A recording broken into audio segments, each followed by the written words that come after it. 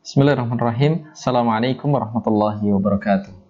Alhamdulillah ya hamdan katsiran thayyiban mubarakan fi kama yuhibbu rabbuna wa yarda. Asyhadu an la ilaha illallah wahdahu la syarikalah wa asyhadu anna Muhammadan abduhu wa rasuluhu alladzi la nabiyya wa la rasula ba'da.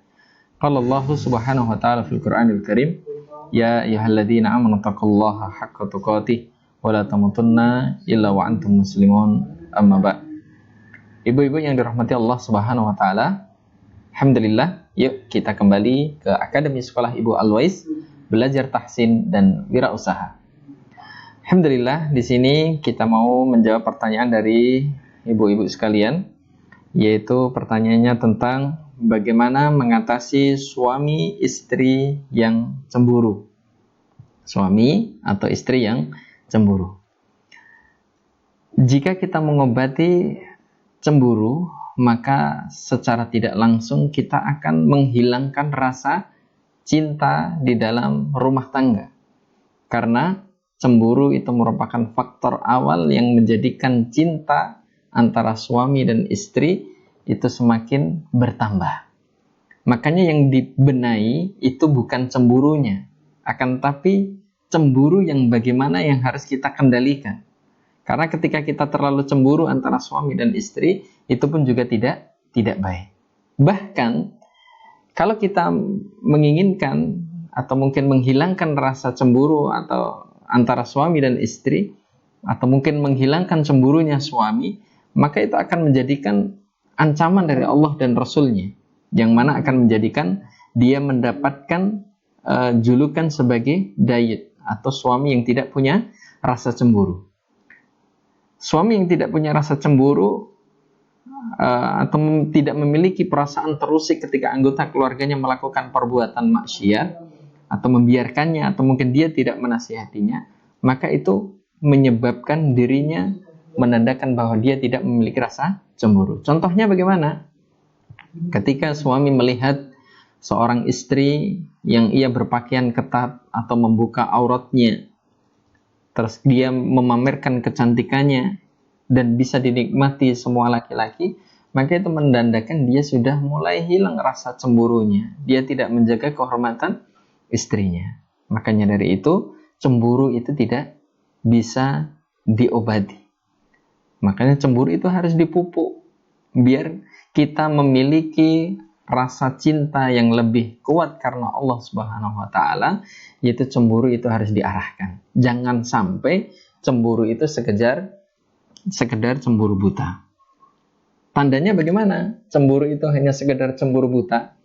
Yaitu yang pertama kali adalah ia terlalu posesif. Apa posesif? Yaitu terlalu mengatur antara pasangan yang satu dan yang lainnya. Itu adalah cemburu yang dikatakan sebagai cemburu buta. Bahkan sampai ada seorang istri yang mungkin mengatur penampilan suaminya. Kamu harus seperti ini, kamu harus seperti ini, dan seterusnya. Maksudnya bagus. Padahal suami pengennya melakukan itu sesuai sunnahnya Rasulullah Muhammad SAW. Tapi si istri mengaturnya. Sampai-sampai hal pakaian, sampai-sampai hal sendal dan lain sebagainya diatur oleh istrinya ataupun sebaliknya. Mau pakai jilbab diatur suaminya, mau pakai ini diatur suaminya, sampai seperti anak kecil. Ini adalah merupakan cemburu yang harus diobati. Ini merupakan tanda bahwa cemburunya itu adalah cemburu buta, sampai mengatur-ngatur hal-hal yang tidak ada di dalam agama Islam. Itu harus kita obati. Kemudian yang kedua, cemburu buta yang kedua adalah selalu curiga. Selalu curiga ini adalah hadirnya dari rasa cemburu yang cemburunya itu cemburu buta.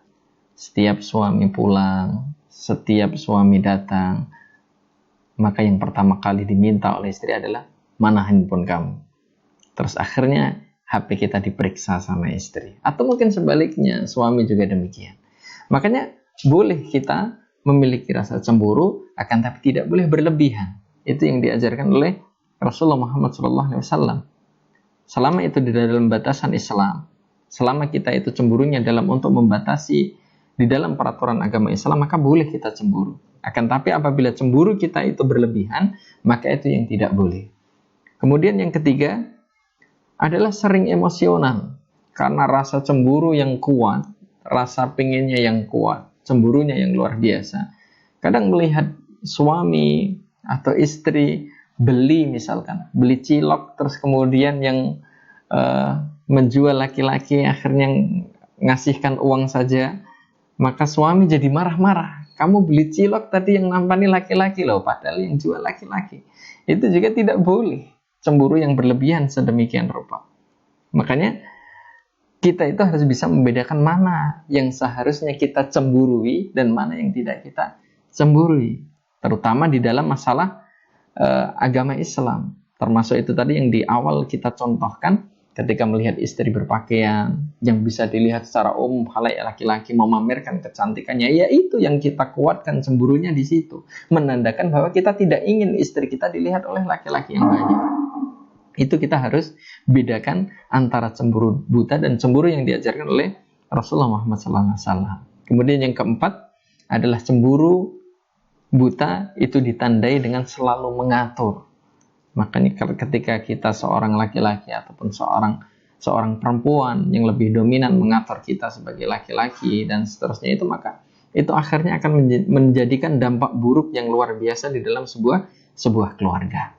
Makanya tugasnya apabila seorang istri terlalu cemburu kepada suami, akhirnya menjadikan istri lebih mengatur kepada suami, maka dampaknya nanti suami akan berontak dengan aturan-aturan itu. Ataupun sebaliknya. Makanya seperti di kajian yang telah lalu, kita itu harus adanya komunikasi, sehingga kecemburuan dan lain sebagainya itu bisa dikomunikasikan, dan itu masih terus kita pupuk agar rasa cinta itu tetap bersemi di dalam keluarga kita. Jadi cemburu yang ditanyakan di sini tidak bisa diatasi, tapi bisa diobati cemburu-cemburu yang tidak diajarkan di dalam agama Islam. Mungkin ini yang kita sampaikan. Wallahu a'lam bishawab. Assalamualaikum warahmatullahi wabarakatuh.